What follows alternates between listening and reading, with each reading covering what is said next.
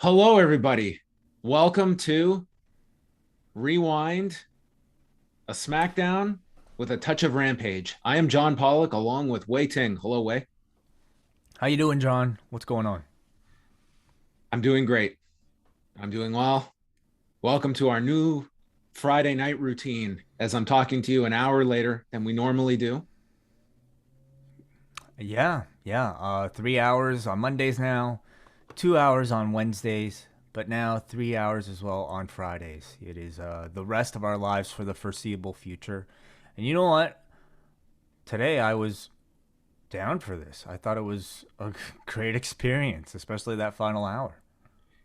Yep. It was about 10 minutes into Rampage that I reached the conclusion, when is this show going to be expanded to 2 hours, that I started to really start to concern myself, because I feel that that will be the next hill to climb. Ooh, yeah, that would be a different question. I mean, we'll cross that bridge when we get there. Well, we are going to be going through both Rampage and SmackDown. I don't know if we will go in this order necessarily every week, but I think obviously the most noteworthy episode tonight was the debut of Rampage. So we're going to start off with that.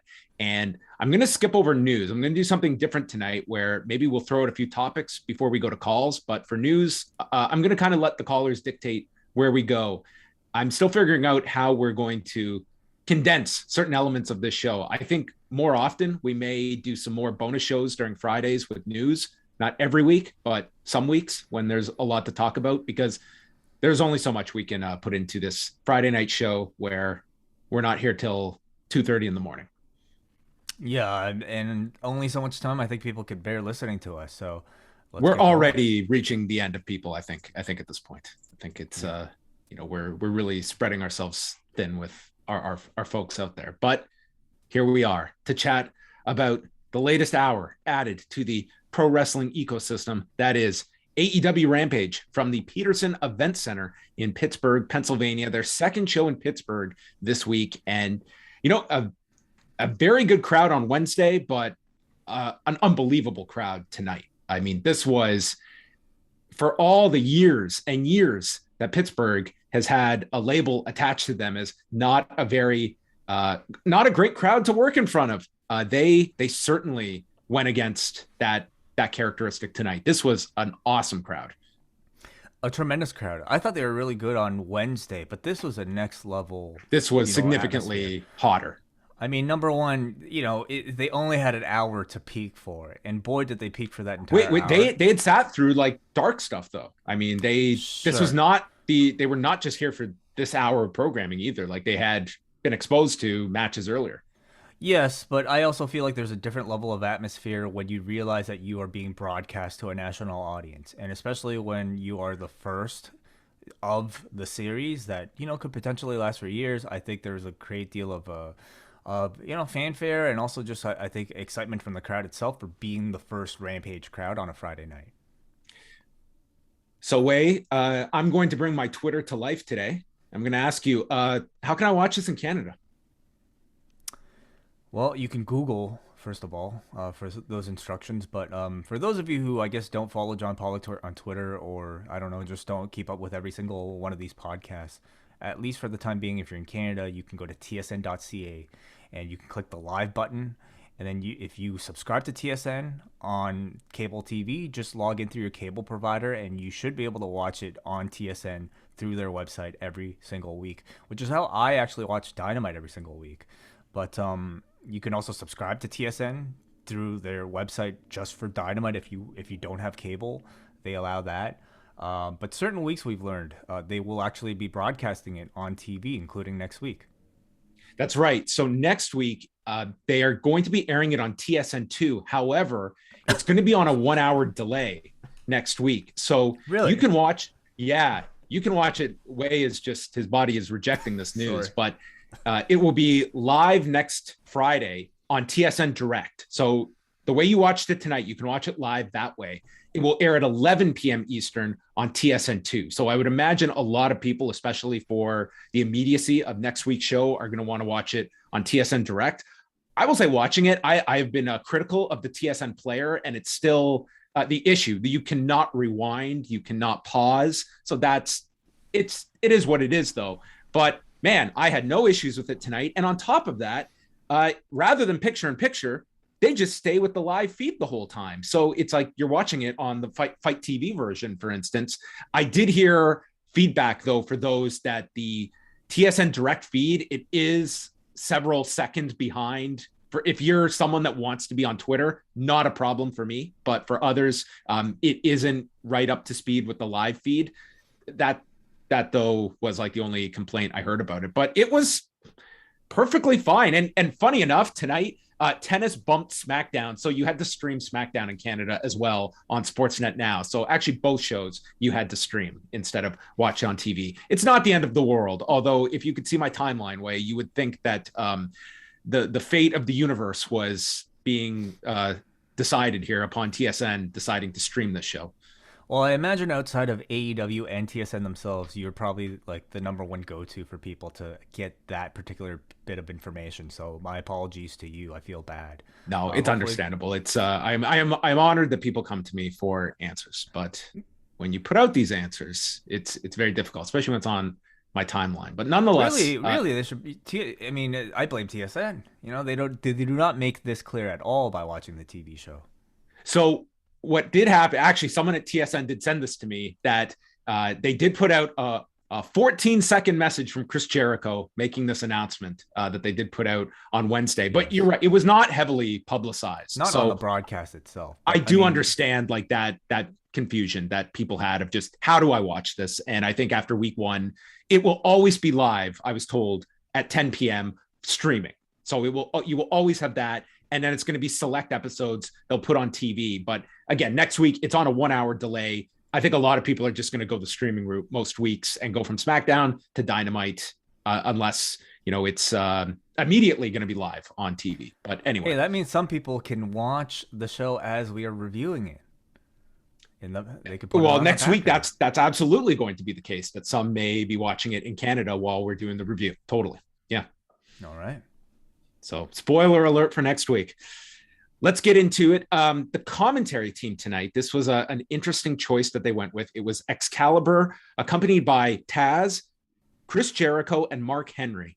And when I started my stream, it was the Chris Jericho scream that I was immediately welcomed by. And this was, I think Chris Jericho had mixed reviews by people tonight because he was very much over the top yelling Chris Jericho on this show. But how did you think that the 4-man team worked as a concept? Did not bother me. I understand those complaints about Chris Jericho. I probably had those similar complaints about Chris Jericho in the past, but I feel like with him, the good outweighs what bad there could have been. He sounded to me just as excited as this crowd. I feel like there's just something special about being on the inaugural broadcast of a new flagship show, and I think you heard it in his voice. Maybe he got a little bit carried away at times, but for the type of show that you have, he lends an incredible amount of star power. For Kenny versus Christian, I can't think of a better person to be. He was very good. And Excalibur really leaned on him to give that experience of working with these two. And I mean, it's whether you think it's too much or not, he presents like an air of excitement towards the matches that, it's going to work for some people. Maybe it won't work for others. I thought Mark Henry, his role is more so he was on commentary, but he's also the roving reporter. And I think that's something he just needs more experience doing. Like you could see he's a little like, it's not his comfort zone. And that's only going to come with repetition in that role. So I think, the jury should be out on show one of him in that role. Like being an interviewer, like it's not something you just can immediately move yourself towards. Like it's something that does take a lot of practice over time. I actually liked him as the interviewer. You know, on commentary, I think it was pretty obvious he's still kind of getting his feet wet. He didn't really speak up a whole lot, and probably just was there to allow the other three to kind of do their job, stepping in when he needed to. You do get the sense maybe he's not as familiar with the AEW roster as the other three are, and that's understandable. But as a backstage interviewer, in particular, like when he's back there doing the thing with Christian after the fact. I actually really like, the former athlete in that position, the way that you might see, I don't know, in other sports, like former athletes doing the interview, having a bit of a friendly relationship with the people that are actually there. I actually prefer it to Marvez. I prefer it to Dasha doing those sort of robotic, um, tell me your thoughts about, joining me at this time, like type of thing. Well, we started off with Kenny Omega and Christian Cage for the Impact Championship. And they're talking about how Jericho mentions that Don Callis once booked Christian for an indie show in Winnipeg and then fired him after. So there is a long-standing rivalry between Christian and Don Callis that has been going on for decades. And they also mentioned that not only is this Kenny Omega versus Christian Cage, it is renewing the bad blood between Toronto and Winnipeg, a city way that we don't talk about a whole lot on this show because Toronto and Winnipeg, that's some sensitive history that we just do not poke around at for no reason. Okay. There's a reason that Torontonians, they don't talk about Winnipeg too often. I'm sorry, people of Winnipeg, but that's a bit of a one-sided affair because I can't tell you one time in my lifetime living here where we've brought up, man, those damn Winnipeggers. Goddamn Matt Dunnigan. We're gonna go get Doug Flutie. No, like it's like what people think of Canada. Like they don't think about Canada. Yeah, they called this Canadian heat, which I think is, the Canadian heat is like you both go, one goes in for a hug and the other goes for a handshake. And it's just, oh, I'm sorry. No, I'm sorry. Yeah. Winnipeg is the Canada to the rest of the world. It's like, it's somewhat insignificant, but it produces great wrestlers. Jericho mentioned how Brian Hebner is the referee and brought up Earl Hebner, who was a pain in my ass the whole time I was in WWE. There's dueling chants back and forth. Christian Cage owes a debt of gratitude to every single fan that made this match feel so big. There was such an electricity that I don't think you could have predicted on Wednesday when they announced this match. They're fighting on Impact. They're fighting for the Impact title. The bigger match is still coming up. And this crowd, they were immediately into these near falls of Christian. Like they totally bought Christian can win this title. So, I mean, kudos to them for being able to create this environment. We also saw a couple shots of, the likes of Chris Statlander, Orange Cassidy, and the Varsity Blondes in the crowd. Very much had like that UFC vibe when there's like other fighters there, that it makes the match feel that much more important that these other stars are watching. We saw the kill switch get stopped. Omega hit You Can't Escape. And then Cage gets up, goes to the spear into a knee strike and takes a power bomb and V trigger. The one-winged angel gets stopped with punches, and then Cage teases Croyt's Wrath, but Cage grabs the corner and is able to avoid that. And Omega runs into the corner, missing Cage with a V-trigger, is hit with a spear, and this crowd went nuts as Christian got a big near fall on Omega. Cage took Snapdragon suplexes, then snaps Omega on the top rope, frog splash. Omega kicks out. This place is going ballistic. And Callis gets onto the apron, allowing Omega to hit a low blow. The Young Bucks appear with a chair, and Omega sets up the chair, lifts up Cage for the one-winged angel. Cage counters, kill switch onto the chair. This was a long time that Brian Hebner is distracted, but they timed it. He is a Hebner. He is a Hebner. Yes. It's a genetic deficiency. He was going to make sure that he heard every last complaint that Don Callis had to make on the apron. And Cage hits the kill switch on the chair and pins Kenny Omega in 15 minutes and 28 seconds. And this place exploded. And Christian grabbed the Impact and TNA championships. He takes both. I guess you get one when you get the other. And Christian is your new champion. This was a tremendous way to start off a brand new show. This was a great match. I thought, coming off of Wednesday, I felt the booking to be really unconventional, and in hindsight, very gutsy because it totally worked. If Christian coming out of that show, much of the conversation was how people were disappointed in Christian being the contender for All Out. Many people thinking, oh, it's still going to be Paige. If he was not a hot contender before, he absolutely is now. He is the person who to have ended, at least at present, Kenny's belt collector run, takes two of Kenny's titles, and like a lot of Christian matches we've seen in AEW, the crowds tend to start off pretty slow. And Christian, through like great psychology, great work, usually gets them to like an 8.5. Here, because of the stakes, because it's the first Rampage match, because it's Kenny Omega, they were at a 10 from the beginning, and they stayed there the entire way. Um, Part of me also wonders if the Hangman news leaking actually worked in AEW's favor, or actually worked in Christian's favor, because I don't think people see Christian anymore as sort of like, an alternative in lieu of Hangman, because they're shoving Hangman aside. Everybody now understands that there is a legitimate reason why Hangman Page is not here, and Christian might actually be the best case scenario. So it does a great job of setting up things for the future. It, number one, legitimizes Christian as a challenger for All Out, immediately makes All Out, I think, hot in ways that WWE wishes their contenders matches would actually be due for when their champions get beat. It sets up the story of Kenny wanting to get his belt back. You can make it. You're probably gonna make it title versus title, I would think, unless like does that work out timing wise? Because Christian is gonna defend against Ryan Brian. Myers, but that's next week. That's next Friday, actually. Okay, so it can work out. Somebody on my Twitter, I forget your name right now, but somebody suggested making it a ladder match, which I think is absolutely perfect. I mean, after this match, why not even make it TLC with the chair involved now? Like you can't call it TLC, but like it's Christian. Just like put Oh the man, suggestion out there. guy's like 47. It's like I don't know, man. He could do it, man. Like he could pace Oh, himself, and it's Kenny. Like Kenny can take all the damage. That sells itself. And it also sets up a mini Christian return to Impact where the guy could be perceived as a top star with some great nostalgia involved. I don't know so much about the line on like Wednesday saying, AEW is the top belt. Meanwhile, he holds like, the company's things. But the rest of this, I thought it worked out really, really well.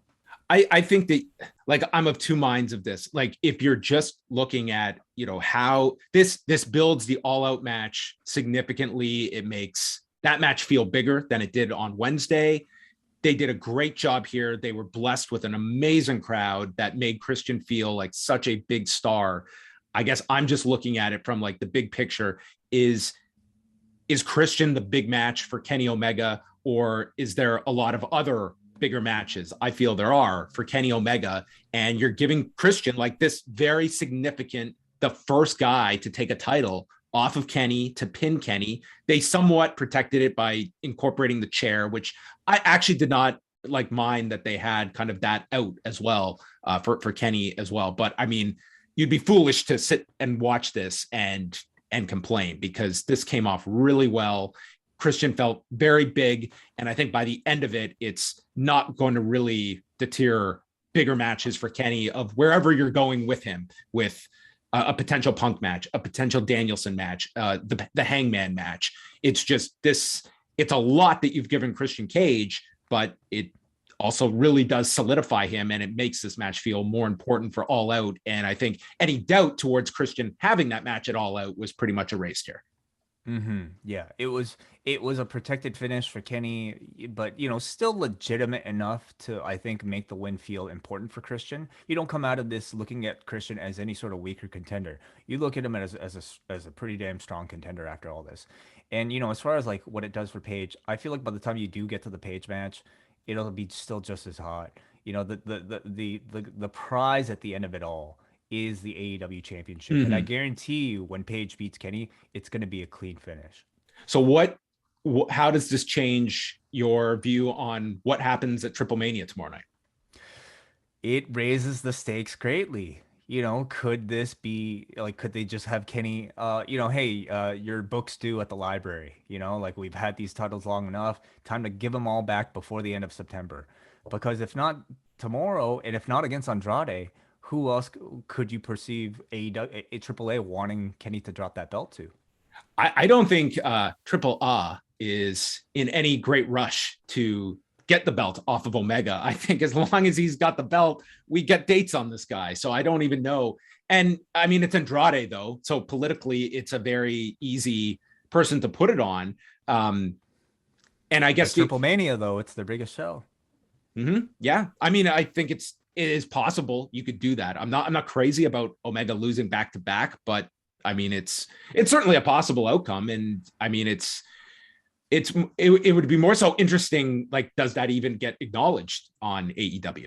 They haven't promoted that match at all. And I think you can kind of understand why, because you have a lot to juggle on Dynamite as it is. But no mention of it. No, not even from Andrade. Like, no association drawn between Andrade and Kenny. So something tells me they might mention it, but not really focus on it if it happens. So Mark Henry, Luchasaurus, Jungle Boy, and Scott D'Amore were all in the ring celebrating with Christian Cage. And Mark Henry interviewed him after the break. They've got champagne. They're drinking the bubbly. Orange Cassidy is hanging out in the background. And Mark Henry is just giving like this long question. And Christian just cuts to the answer, says he loves Mark Henry. He's glad he's here. And he's going to take Kenny's titles one by one. But he's one of the toughest guys he's ever faced.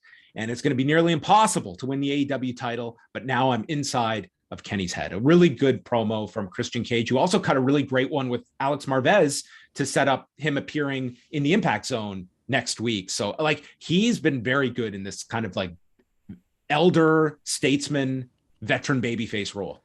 Totally. Yeah. You know, outside of, you know, his, I think, veteran mindset when it comes to these matches, on the microphone is where you really kind of see him shine. And it's taken up until, unfortunately, like this week, really, for him to be able to sink his teeth into such a juicy story. So hopefully on Impact is where he could really get to, you know, show a lot more. No singing Golden Girls themes. So I think he's found his promo voice this week. Mm-hmm. They did a feature on Fuego del Sol and how important this match with Miro is. He said God's favorite champion is going to be baptized by fire. Great line. Oh, boy. It was very good. Oh, very good. Great line. Yeah. This is among the greatest 2-minute matches I have seen.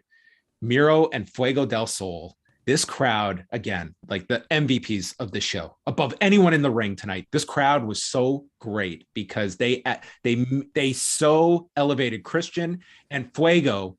Like this is a guy that is not featured on Dynamite. You're talking about an audience that is watching Dark, that's watching Sammy's blog, and they treated this guy to the same level they largely did Britt Baker. I mean, he was the sentimental favorite here, fighting for a contract and the title, and he hits a tornado DDT before the bell even rings. So Miro's selling, Bryce Remsburg calls for the bell, he hits another tornado DDT, and Miro rolls to the floor. The announcers are explaining that a countout is still a win, so he would get the contract and also get a rematch down the road. So it's like a perfectly plausible way to give this guy a contract without taking the title. But Miro rolls in. He gets hit with another tornado DDT.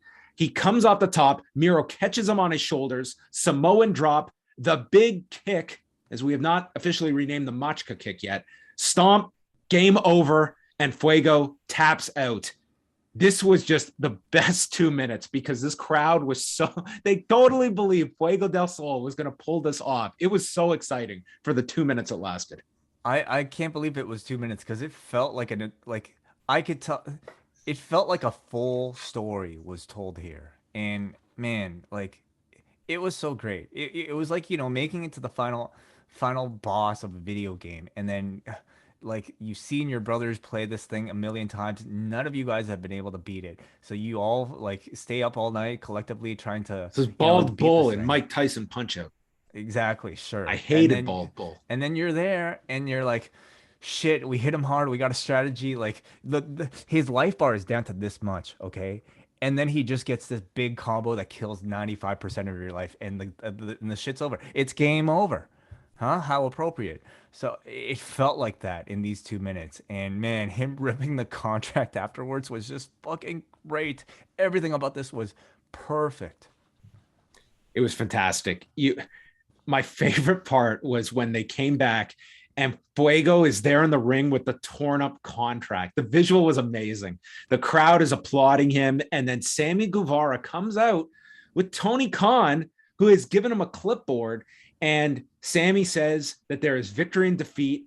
You're probably 1 in 50, but who cares? These people love you. You're my best friend, and I'm here to tell you you're all elite. And dude, Fuego is in tears and hugs Sammy Guevara, outside of Dexter Lumis losing and still getting a date with Indy Hartwell. This was the greatest silver lining for a loser that we've seen this month. So an amazing moment here. This was your Forrest Griffin, Stephen Bonner moment where Bonner still got a contract. It was an amazing scene. And man, this place, they went nuts for this. This was like this is the greatest argument that you don't need. You can do a great story in a limited amount of time. And this so over delivered. And I thought this would be a lot of fun to begin with. Like I liked having, a short match that we knew it would be sandwiched in here, but this was a totally memorable segment. As far as sort of like giving variety to this 1 hour show, I thought this quarter had a ton, because you had this incredible, exciting 2-minute match, and you ended up with complete great emotional, realistic, authentic storytelling with this guy finally getting his Griffin Bonner moment, and Tony Khan, or really Sammy here playing Uncle Dana here, saying this guy gets a contract. It was, despite the guy wearing a mask, like the emotion was so strong. Oh, they had a close up, like you could see him just like reacting. It was, he was tremendous. Yeah, and it wouldn't surprise me if they didn't tell him about this moment and just surprised him with it, because it felt that genuine, it felt that real, and immediately it makes this guy. I mean, if the match wasn't enough, it takes this dude over the top as like somebody to really focus on if you've never really seen him before. And it also, like much like Griffin and Bonner did, it makes simply being in the company feel like a big achievement. For this guy, just getting a contract is a dream. Like Cedric Alexander in the CWC. Yeah, and what a great moment. I mean, just that was, you go to all the success he has reached, like that was the beginning. A dream that unfortunately, I don't know if it's still a dream anymore, but like listen, like somebody watching AEW for the first time, they might think, who are these guys? Like, what is this indie fed that's on TV? Seeing a dude cry to make it here, that's all you need to know. Tells you that this is somebody's dream. This is somebody's WrestleMania to be here, and it makes you pay attention. We had a Sting and Darby were just showing in the rafters, as Taz informed us. I hate both of them, and they aired a promo for next week, built around Darby's promo, the best in the world line, and just shots at the United Center and promoting this as their largest attendance ever, and just making this feel like a big show for next week, but not playing their hand too hard beyond just the promo that certainly points you in that direction. I'm honestly surprised, because yes, they've sold as many tickets as they're going to sell for the United Center, but you're talking about a TV audience that probably, like, I wonder if some of them still have no idea what's about to come next week, right? So I thought they would definitely hit it a little bit harder, but the fact that they didn't, I think, tells me that they really understand that their core audience knows exactly what's going down. Henry did a split screen with Britt Baker and Red Velvet. Velvet playing the total heel here. She wanted to ruin Britt's night in Pittsburgh on Wednesday. She's going to do it again tonight. And Britt saying, you can't ruin anything. Stir that shit elsewhere. It's my main event, my people, my night, and I'll win even with a broken wrist. So, I mean, if there was any confusion of how the audience was going to react, I mean, this just further cemented the roles. Although kind of interesting how they structured some elements of this match. So as expected, Baker comes out to a hero's welcome, and the crowd is just going nuts here for Britt Baker. And Velvet pulls at the wrist. Baker is wearing this apparatus, as they identified it as, on the right wrist, and they worked it into a lot of the match.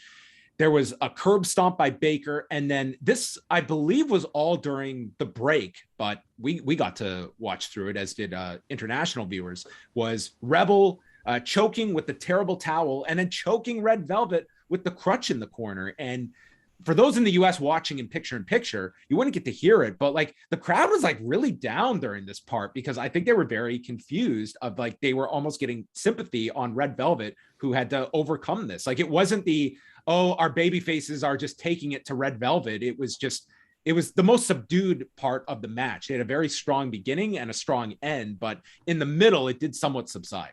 The action was also not as, high paced as when they would come back from commercial.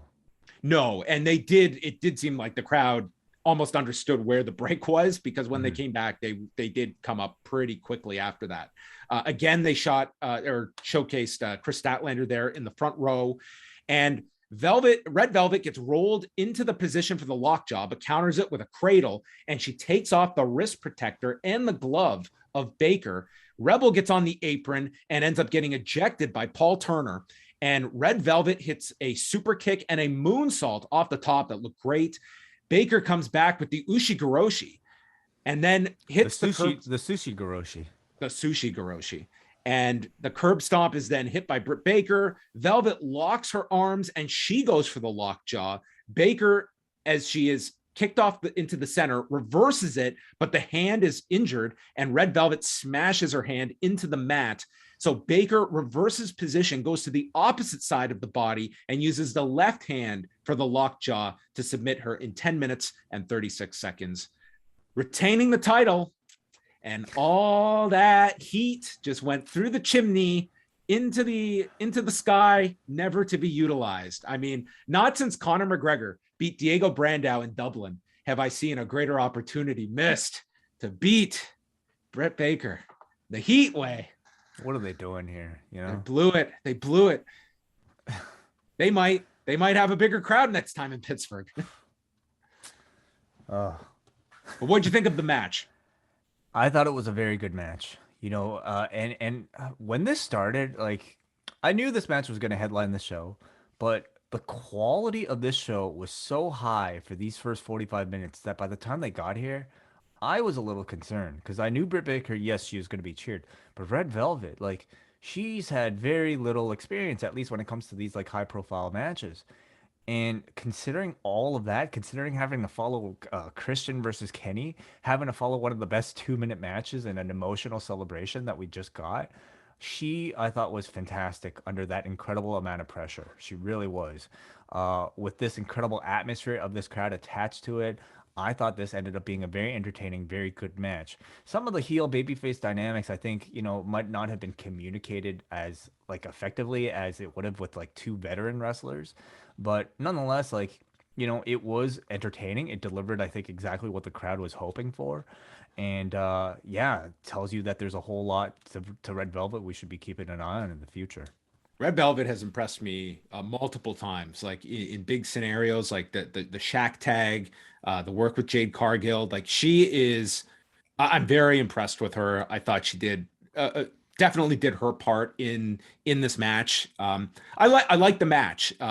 It was, it was perfect for the audience. It was, I like the ending, especially. I thought it was pretty well thought out to work in the wrist and then go to the alternate side. So that was clever. After the match, I mean, they were really trying to just establish Baker here, who very much feels like will be the heel moving forward. She attacks Red Velvet and goes for a curb stomp onto the belt when Chris Statlander gets involved, lays out Baker and is booed vociferously when a woman attacks Chris Statlander, and it's Jamie Hayter who is back. This is the muscle, the backup that Baker was referring to recently, and with Jamie Hayter's help, Baker curb stomps Red Velvet onto the title belt. And the interesting tie-in here between Baker and Hayter is that back on October 23rd, 2019, one of the first episodes of Dynamite took place from the Peterson Events Center in Pittsburgh, where Britt Baker beat Jamie Hayter. Interesting. Okay, so she's just been hanging around in Pittsburgh this whole time. Jamie Hayter has. Definitely not, but that is at least a link that they have a prior history, which I would say there's a better percentage than others that they will at least reference that potentially. I will say for me, this was the only misstep of this entire show.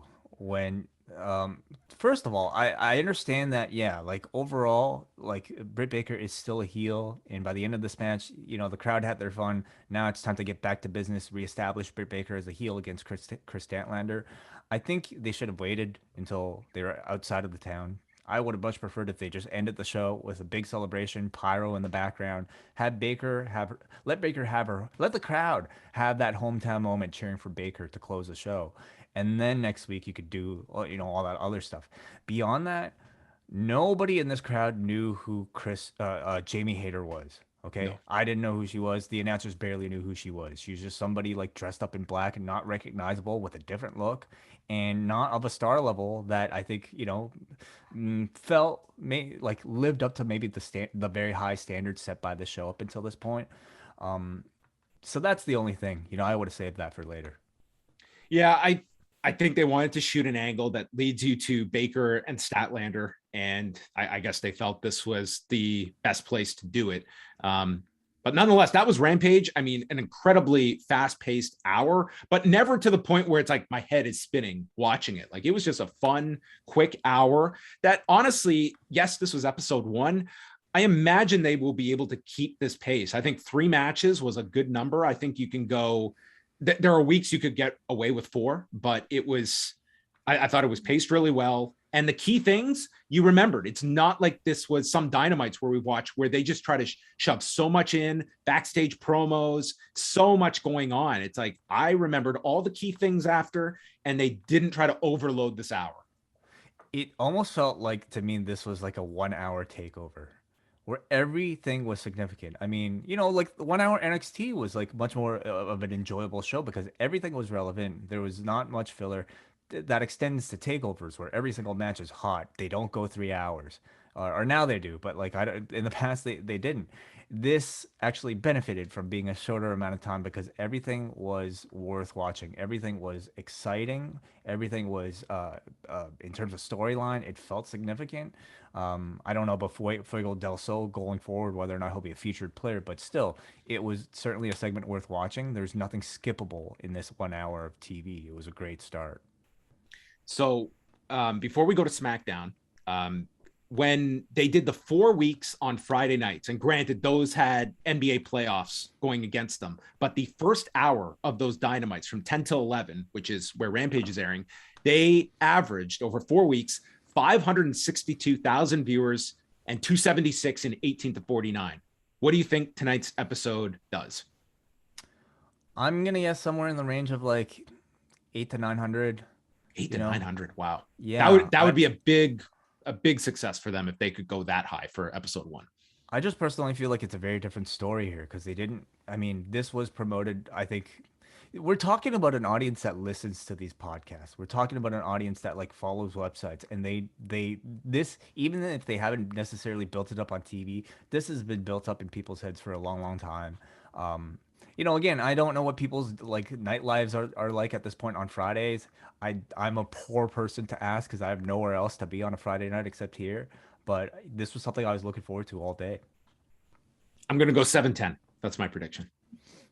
Okay, yeah. We shall see. All right, let's go over to SmackDown. And before the show began, 3 dark matches. There was Keith Lee over unnamed wrestler. I didn't see his identity. Xia Li and Aaliyah over Casey Catanzaro and Dakota Kai. These were dark matches, so it's not like this was airing anywhere, but there you go. And Ridge Holland over Austin Theory. Ridge Holland, a new NXT name, brought to a dark match on the main show. Yeah, I guess everybody getting those tryouts. It's who knows, man. It's like feast or fired, I guess, for some of these. The show began with John Cena, and he's got a report card for Roman Reigns. Roman Reigns gets a D because he's a D head, a D bag, and a big disappointment. The old John Cena was back. Certainly was, yeah. Oh, certainly boy. Was. And based on the numbers, Roman Reigns is the only one buying into himself. So, folks, if you've tuned into SmackDown, dude, this show sucks. Was this a direct reference to like failing ratings? Is that what he was trying to say here? Based on the numbers. What else could that mean? I thought it was a bizarre line. There were a lot of puzzling lines in this. It was a bizarre line, like if I hate that stuff. We understand like, yeah, like numbers are falling, I guess, overall year by year, but still like the numbers WWE, especially if you're John Cena, if you're a WWE character, you should be emphasizing. Roman should have come out and said, hey, You see our fucking 18-49 number last Friday when you were gone promoting. Or did you listen to the last quarterly financial media call? Like, we're doing better than ever. 205 million a year. What were you Brings up Nick doing, Khan. John? Yeah, Exactly. Nick Khan should be the advocate, not Heyman. And he should be like, how did Suicide Squad do in its first weekend at the box office, John? Huh? Dude, if we got a SummerSlam go home promo built around OEBDA, then that would be just the greatest. All right. Yes. Yes. John Cena brings up Brandon Thurston on Skype on the Titantron. So anyway, he's going to give Roman an F at SummerSlam, and he's going to give a pop quiz to the class here in Tulsa. Dude, God bless this crowd in Tulsa who were like into this stuff. John Cena can do no wrong to these crowds. I mean, they were into this. It was it was like some bizarre way to build up this match with this champion who can't draw. But he says, yes, at SummerSlam, Reigns will beat the hell out of me, but he is still going to lose. Roman comes out with Heyman, and this was a long entrance. We went through a commercial break during this entrance. Pat McAfee says this is a dream match, something you would only see in 2K22. Pat McAfee is like, he's in the family now, okay? He is just ingrained. Called this a great time to be alive because we're going to get Roman and Cena. For what's required of McAfee, I actually think he's perfect for this. He's great. He's great for this role. Reigns thinks this is his show and his company, and he says that Cena is the only one that can try and shut him up. And John says that the company has been pushing you for over a decade because you're their best shot. And you've been a disappointment. So you're the best they've got. Numbers are down, but you're the best they've got. What does this mean? This is a locker room full of people that are not as good as you, and you're an awful choice. That's what I took from this.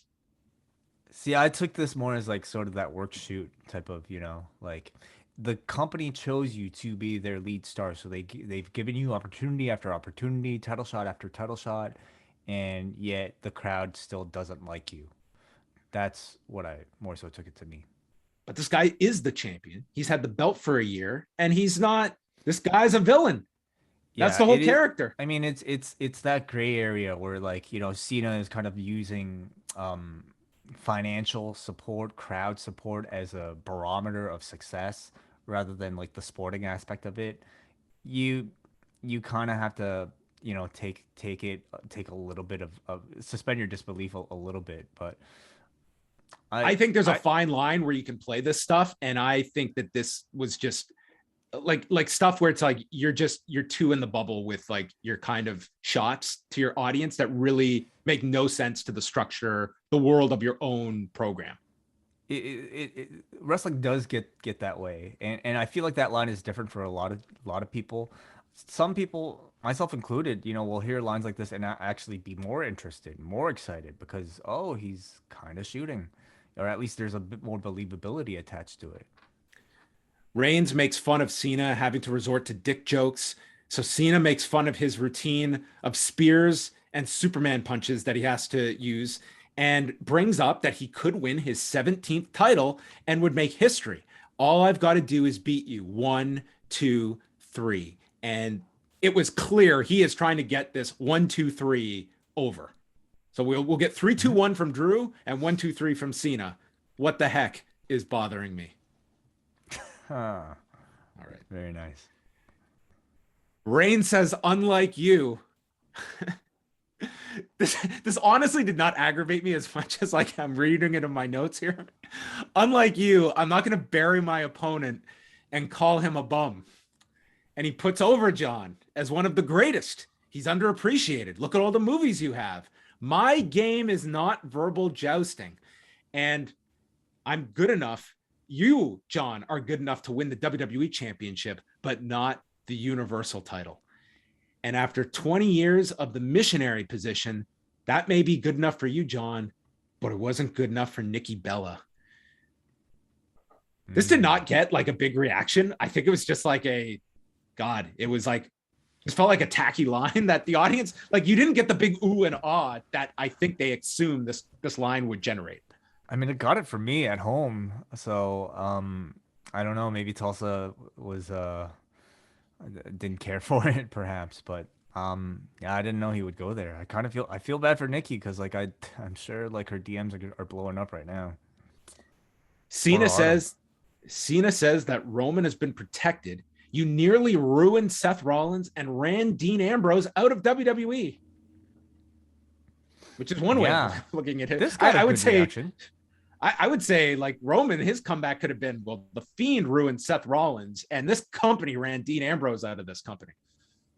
Yes, Don't know if Roman yes. can get ownership of either of those, and said that Roman still isn't working, and what you need is to get embarrassed, and all you need is a 1-2-3. Reigns is the biggest embarrassment in WWE history. If he loses this match at SummerSlam, he'll be the answer to the trivia question of who I beat to become the 17th or to win my 17th title. No mention of who he would be surpassing in the fictional title reigns. And says that he will take the title, run out of the stadium, maybe even blow you a kiss, as we get a Yeah. CM Punk reference from Now, John Cena. what's also significant about that is that in the recap later on in the show, they specifically chose this line from Cena to replay out of the entire like 15-minute segment. So either they just really liked that line or like they really wanted to wink at everybody for like I don't even know why they would do it. This to me was almost like telling everybody to go stick around to watch the other channel afterwards. And that no one can protect Roman after SummerSlam. This was the first half hour of SmackDown. Yes, it was. And if you have the two biggest stars in your active roster available in a in-ring interaction between the two, why wouldn't you try to take up as much time as you can? Um, I really enjoyed this, John. I did get the sense that you didn't, but I No, thought, like by the end of this, like this feels like the main event. It does feel like a big match for SummerSlam. It's two big stars. Um, I just think they went into territory that is like it's not my thing for building up a match, but maybe more like for fans that I mean get into this stuff. Like I'm sure it's I don't know. It's just I think that this is like almost overthinking to a degree of how we're going to be shooting on each other, brother. But I think by it the end of it this, was not he did not care, he did not bring out an observer and said, dude, observe when you're this. talking about I'm not going to bury you like you bury You your can, opponents, come but you on. can burying you could is basically just insulting. That's just another way of saying insulting. If you didn't know what burying meant in the context of a pro wrestling, uh, you know, um, lexicon, like I thought this straddled the line perfectly fine between like what's acceptable and what's not to suspend your disbelief for. It ultimately, though, it just felt like it was a heated segment between the two biggest stars in your company. That was the point. The point was at the end of this to make you believe that these two have a personal issue against one another. And this is kind of material they go with. And to his credit, like John Cena is a phenomenal promo in Hmm. these scenarios, very quick on his feet. I'm sure a level of like improv here where he's playing off of Roman. Roman, not so much. I mean, he was sort of just in the role of like reacting. And like, John is very good in these segments. I'm definitely curious to know like how much leeway they give Cena, how much is actually on that script on the rundown at the beginning of the day that actually makes it to a segment like this, or if it's just like Cena, go out and do what you do, because it felt very authentic to Cena, including Mm-hmm. the cheesy promo off the top, which if this was a different period in Cena's career, if he was not as missed as maybe he as he was, all of that would have fell flat, but it all worked. This crowd still loves him, and they even love the cheesy jokes, that the disappointment jokes and whatnot. The So, disappointment. oh God, like he had the crowd in the palm of his Oh, hand. this crowd loved him. John Cena has been the MVP of this company this year. He's been a huge boost to this company this summer. Like he's been huge for them, and this does feel like a big match for SummerSlam. And it's like the undisputed main event of SummerSlam. There is no other match to me that's close to it of what is going to be the big match people are into that weekend for SummerSlam. Oh, no doubt. Like this feels like it would be like if it was a WrestleMania, this was be a WrestleMania headlining main event. And in terms of story, I thought like Cena had some pretty good lines in here, talking about how he's willing to take the biggest beating of his life. In fact, he knows he's going to take the biggest beating of his life. But all that matters is him pinning Roman, because if he clinches that 17th title reign against Roman, everything else will be buried in the headlines. And, Roman will be an embarrassment. Like I kind of like that. How do they celebrate that if you were to win it? Like, what he has set the record established by a guy. They will just say the record, the way they've had like Nikki beat AJ Lee's record, the way they've had several other records wiped out from their history. They'll just say he beat the record, the mythical record. So, but it was like cool which it is. It is a mythical record, actually. You're right. Yeah, more myth to it.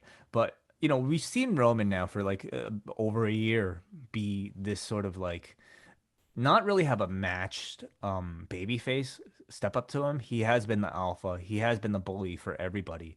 And Cena here overshadowed Roman on the microphone, came out with complete confidence and made Roman feel small. So that's fine though for this, like that's exactly kind of the dynamic you want for this match, that Roman is facing his equal, if not superior. We finally have a hero to step up to the bully. So I think it makes the match hot. They come back, and it's Apollo Crews, King Nakamura for the Intercontinental title. Rick Boogs and Commander Aziz get ejected after getting onto the apron. And then they just went into a sprint here where there were a pair of power bombs from Crews, including a sit out. Apollo hit a splash off the top, landing on the knees, German suplex, and then Nakamura makes his comeback. Landslide, overhead suplex, sets him up, hits the Kinshasa, and pins him in 10 minutes, 9 seconds. Gigantic pyro display as Rick Boogs returns, gets onto the desk, and rocks out with Pat McAfee. So Nakamura is your Intercontinental Champion. Definitely felt like a bit of an effort to make this SmackDown feel a bit bigger than usual. You had a big segment between your main eventers off the top, and then right into a title change. Can't tell you that this felt really significant to me at all. It is the IC title, which at this point, who gives a shit who wins this, eh? Especially if it's Shinsuke Nakamura, who we've already seen. Yes, he has been gaining a bit of steam with like the rebranding as a babyface and with Rick Boogs attached to it. But I have no faith that this division is going to be elevated in any significant manner. I have no faith that Nakamura isn't simply going to fade into the background, like with the occasional repeated rematches against Apollo Crews, probably for like 5 weeks coming out after this. Maybe it sets up a big title win for a mid-card heel down the line, but to me, this run probably peaked with this moment. Kayla interviewed the Street Profits, and Montez Ford is back, and his injury prevented him from laughing for 2 months. That's a hell of an injury. Imagine that. That sounds like torture. No laughter. The Street Profits versus Chad Gable and Otis. We saw a pop-up slam by Otis onto Ford, and they got the heat on Dawkins in their corner. They're tagging in and out. Otis goes after the ribs, and then Otis gets sent to the floor, and Montez Ford dives over the top, and he nearly flies over Otis. This could have been a really crazy crash landing, and it looked like he saved himself. This looked nuts. It was insane. Yeah, really. I mean, it was attention grabbing for sure. And Dawkins just finished off Gable with his finish, 338. So the Street Profits got the victory, but the dive was spectacular. And yeah, I thought Ford looked amazing here. I think this Otis Monster push, is starting to gain a bit of traction. They continue to make him look really strong in the ring. They allow the Profits to get the win here on Gable while keeping Otis protected in the same way they, I guess, protect like Aziz and Omos, that way. It's the same template. Except with Otis, you're kind of like, doing it from a handicap because everybody still sees him as a comedy figure. But I see them doing this match a few more times, and yeah, I don't know. By number 6 or 7, they're gonna be rolling. Yeah, perhaps. Bill Goldberg's on Raw Monday night for the go home show before SummerSlam. Seth Rollins comes out and announces Edge will not be here tonight, but he has put his video editing skills to work over the past week with a career retrospective of Rollins and Edge. And we've got the big voiceover. Edge had a legendary career, but it was outdone by Rollins. They contrast Edge having a modicum of success with the Brood and the Ministry, but the Shield was way more dominant. Not a lie. Edge cashed in his Money in the Bank first, but that was forgotten after Seth did it at WrestleMania 31. Edge has won 2 Royal Rumbles, but fell short both times at WrestleMania, whereas Rollins won the Rumble and beat Brock Lesnar at WrestleMania 35. Edge may have claimed to have done it first, but is always beneath him and way. They showed the clip. Someone found it from 2014 of Seth putting his foot onto the neck of Edge, and Rollins says that you should have thanked me for not ending your career in 2014. You would have been in a wheelchair, no acting career, and I'm going to stomp your head into the mat at SummerSlam. And if it puts you out for good, then so be it. This was an awesome segment. And this video was fantastic. Yeah, I like the video. I like the fact that we finally got the clip. I hated Rollins's acting, though. I'm sorry. I cannot get behind it. Like, I did not mind this, and I've been very critical of this Rollins character. I thought this was one of the better outings for him in a while.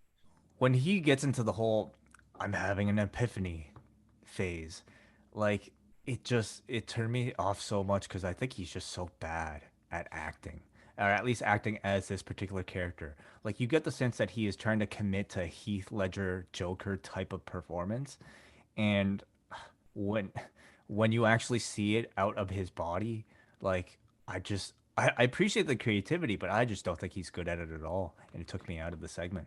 My one complaint about this is that, man, I thought that line from the opening segment, like, you ruined Seth Rollins, I thought that was like such a shitty line. And then this guy has to come out and he can't even like get his shot back. And it's like, that line just sits there. And that's the line I'm thinking about during this whole segment. There's no rebuttal. There's no acknowledgement of it. So you're just left to believe that this statement of fact was made. And this guy's like, well, when he says ruined, he means you turned him into a villain. That's what Cena means in storyline. Does it? That story was played out like that was Seth making that choice of his career. That has nothing to do with Roman. I don't even know what does any of it have to do with Roman? I don't know what any of it would have to do with Roman. Doesn't. It was a stupid line. Well, it's playing on on a wrestling fan's bad short-term memory, where we simply associate this guy with this guy, and somehow, okay, somewhere in some of that convoluted story, yeah, maybe Roman was somewhat responsible. It was just a way to get heat for Cena and Roman. Ray and Dominic are backstage, and Ray pleads with Dominic not to make any mistakes. No prob, Pops. We've got their number. Ray says, stay humble. Don't be overconfident. So Ray and Dominic took on Dolph Ziggler and Robert Roode. Dominic was confident and didn't have too many problems here. The Usos appeared on the screen and Dominic was under a trance, but Roode tagged in. Ray shoved Dominic out of the way. Dominic recovered, roll up in 326, and they win. Ziggler and Roode, not a threat. The Usos will see them at SummerSlam. I guess the idea was to show that he can withstand distraction now. Like he's smart enough to. Well, with Ray's help, Ray got him out of danger. Right. Okay. He's been learning about these distraction finishes. He's only been there a year. It's going to take you some time to realize all these tropes. This is the story now, isn't it? You know, because Dominic now is like knows how to cheat now, or at least knows how to counter cheating, which is what we saw last week and what we saw this week. Baron Corbin stumbled out. He might have to file for bankruptcy, and he needs every fan to contribute a minimum of $1,000, and he has brought a credit card scanner for his phone. I'm gonna miss this. Oh, we're gonna get more of it, but I don't think this character is going away. This is working for him. Like, honestly, it's like his best character he's had. I'm enjoying it. He comes out, he can't afford music, he can't even afford a head shave. Like, it gets a reaction, you know, just him walking out. Kevin Owens comes out. Pat McAfee assumes he's brought out his debit card, and Owens tells him to stop. Watching you on Raw, who begs for $100,000? Corbin asks, can you just give me your spare change? And he's not going to leave until he gets $1,000. Owens agrees, but you have to beat me in a match first, and then you can have $1,000. Corbin is pointing at Owens and eats a stunner. We come back from break, and they have an actual match. Michael Cole makes note of the fact that Baron Corbin's cell phone is on his mom's plan. Yeah. So they actually explained why this guy has a cell phone for his credit card scam. That's an attention to detail that we never get on this show, ever, of why he has the working phone and can pay for his data. His mom's paying for it. Makes sense. Yeah. Pat added that the only criteria to be a Uber driver is to not smell like garbage. And this is what is restricting Baron Corbin from becoming an Uber driver. He smells like garbage. I suppose this is a very mean-spirited angle. Like we can go to its core. This is incredibly awful. It is incredible. Yeah, it's very mean-spirited, and that's maybe what was concerning about it to start. You know, like when they were making fun of GoFundMe and doing all that. What I think makes it work is the fact that Baron Corbin is an asshole, and that he is asking for way more than, you know, just your regular sympathy. So you want to be an asshole back to him. You want to be able to laugh at him. Owens runs his shoulder into the post, and Pat McAfee says that Corbin couldn't even use the rope for leverage because he's in such bad shape. Owens comes off the rope, hits a sunset flip, and pins Corbin in 9:47 as Corbin has, quote, lost his ability to beg for money from the fans, and then took another stunner as McAfee and Cole lamented that he has hit the absolute lowest point of his life. I think we all know Vince McMahon's new favorite wrestler. I mean, Corbin has always probably been one of his favorite wrestlers, but now I hope even more so, because you can tell he's putting his full energy into this. You can tell he loves coaching the guy on what to say before the show starts, I bet. And you know what? I'm starting to swing around to it too, because I'm into this character. He is hilarious. The crowd is into it. They were reacting to these like pinfalls because these stakes were big. Is he going to get $1,000? I need to know. So it's super stupid, but like in some of the best ways, in my opinion. Backstage, Corbin is asked by Kayla, "What now?" He is distracted, and there he sees the Money in the Bank briefcase that Big E has left on a table.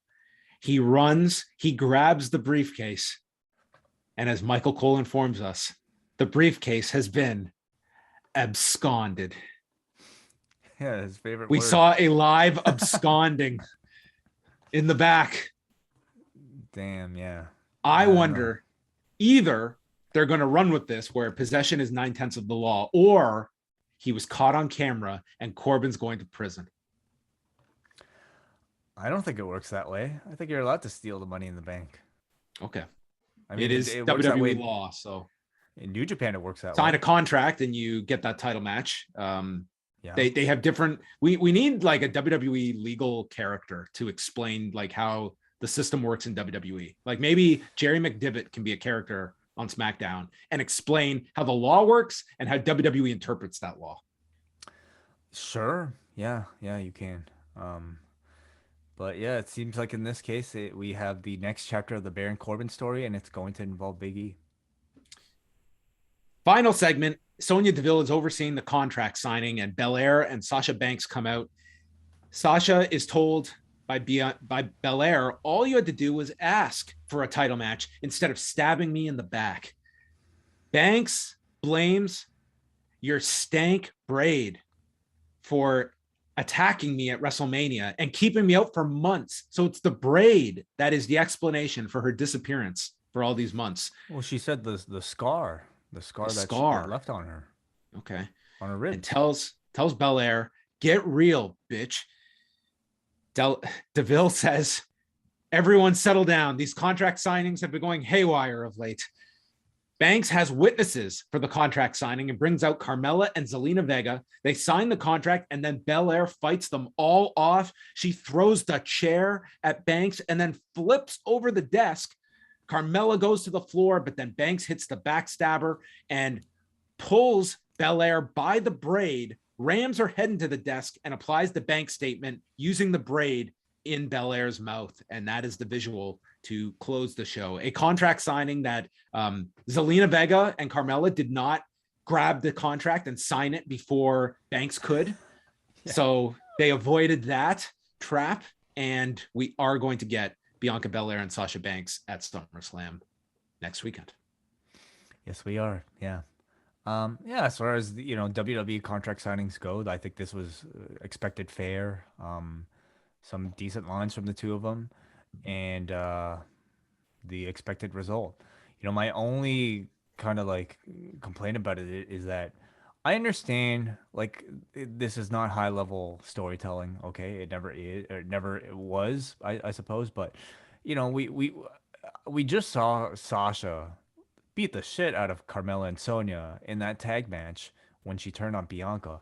All I ask is maybe a little scene in the back, just to be like, hey man, did what I worked all those do. Punches. Great selling. I worked all the punches. Hey, yeah. We got her. We got her, everybody. Okay, whatever. Zelina, sorry.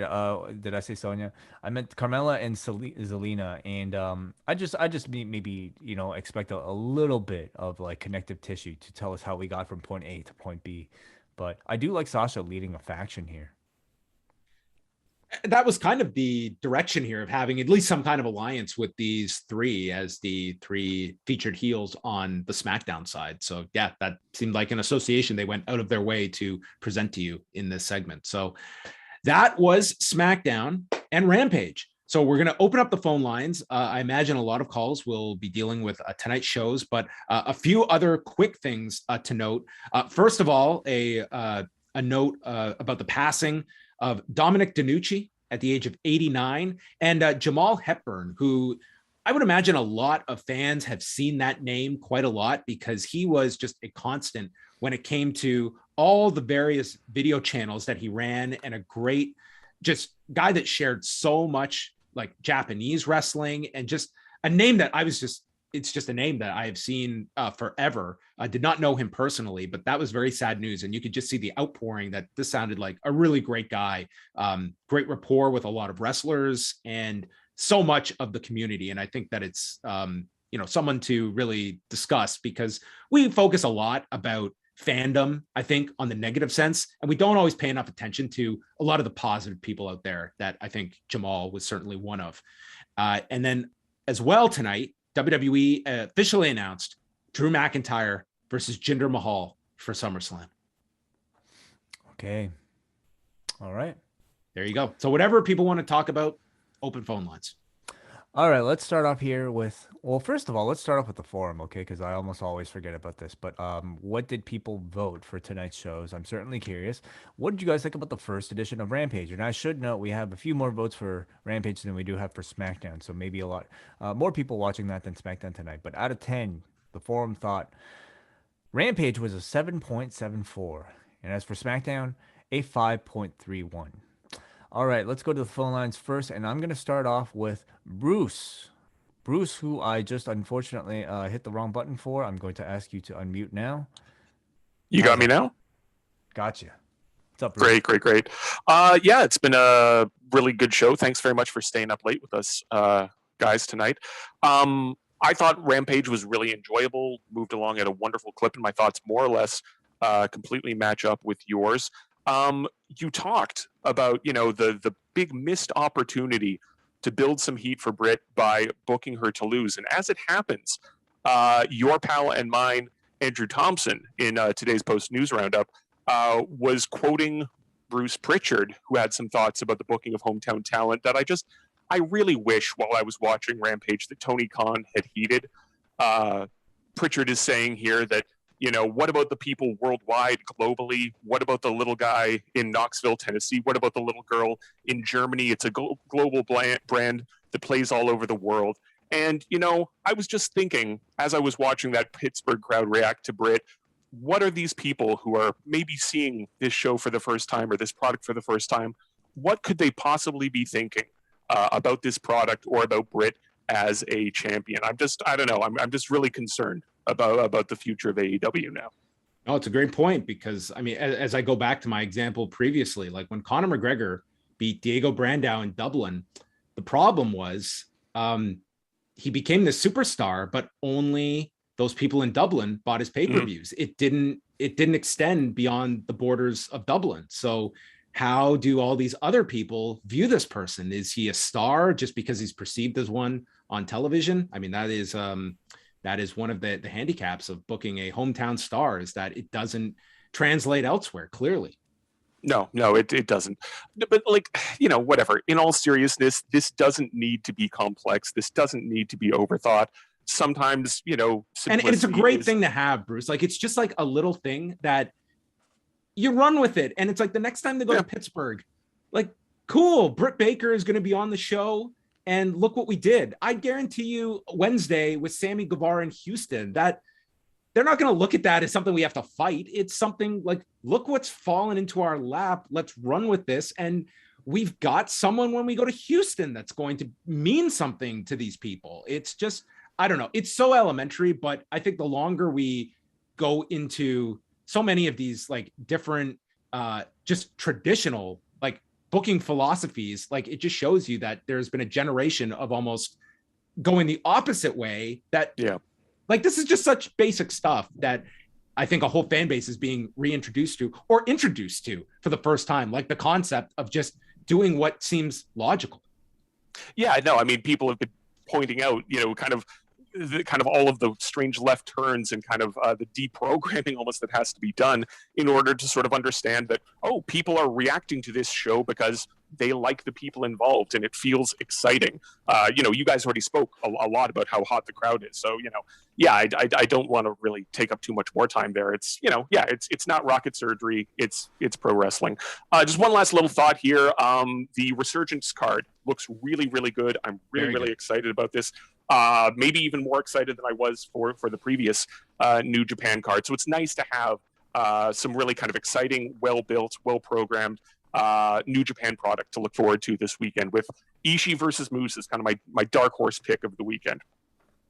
Yeah, I think it's a really great card. I'm looking forward to that a lot. I think it's gonna be excellent on Saturday. I'm with you. Yep. It's top to bottom, like, it looks really, really strong. Pardon the pun. Yeah. All right. Thanks very much, guys. Have a good weekend. Thanks, Bruce. Thank you, Bruce. And just a reminder, John and WH Park will be talking about Resurgence on Post Pro Res out this Sunday. Let's go up next to Professor Kevin. Professor Kevin, are you there? Yes, I am. Way. Hello. Hey, John. Hello. Hey, Kevin. I think I was wrong about Hangman last time I called, and I said I think he's still going to be in the main event at All Out. But here's where I think I was right. I said on the call last time I called in, not only did I think Hangman would be in the main event, which I now think I'm wrong about, but I did also say that whatever they do end up doing, I think it's something that the fans will clamor for. And I think having Christian win tonight was really smart. It makes if they're going on with this match at All Out, it makes that believable that Christian has a chance. They can tell a story where Andrade maybe wins the AAA championship tomorrow night at Triple Mania. And, maybe we see Kenny kind of become really insecure and really protective of the AEW belt because it's the last one that he has, the last thing he can hold on to that says, I'm better than you, Hangman. And he can beat people like Christian. I think he'll beat Christian at All Out, whether with it's cheating or not. I think he's going to do that with a one-winged angel. And then maybe he gets on the mic and says, nobody can beat me. I'm the best. And we hear the opening notes to the final countdown. Interesting. Yeah, I mean, one of the complaints I think about Kenny Omega's heel run is the fact that he appears to be, somewhat cartoonish. If this is sort of the thing to take him to that more kind of like serious edge to set him up as that much more of a challenge for Hangman, I would love it. It would be a great way of like freshening up the character. The way, if we remember, Kofi Kingston beat Bobby Lashley. Oh wait, Xavier Woods beat Bobby Lashley. You guys remember that? You remember the great follow up they had for Woods beating Lashley? I have to admit, I don't watch Raw or SmackDown. But anyway, yeah, I do like the idea. Well, if they don't do that, I still think that Hangman's not hurt by any of this. We're understanding that he's taking time away with the birth of his wife or fiance. I'm not sure what the relationship is, but he's having a child soon. So I think the crowd will know that. The fans will understand that and accept that. We're a very smart audience, so people will be aware. Okay, this is why Hangman's gone away. So I think when he does come back, whether it's Full Gear or maybe going all the way to Revolution, where it's a year removed from that amazing tag team match, or actually 2 years. That was 2 years removed. But either way, 2 revolutions, right? So in either case, I think it gets back to Hangman, and I think he'll be the one that kicks out of that one-winged angel and finally takes that AEW title off of Kenny. All right. Cool. Thank you very much for the call, Kevin. Always appreciated it. Let's go up next to, wow, the voice of Rewind-A-Raw himself joining us, Colby John. Is this the Colby John? When SmackDown ends, when I call in. Oh my God, this is too weird. Yo, amazing. So listen, I went to Tulsa tonight to the SmackDown Live, and so I was like, it's probably time for me to call in, and it's been a while. So it's been a long time, Colby John.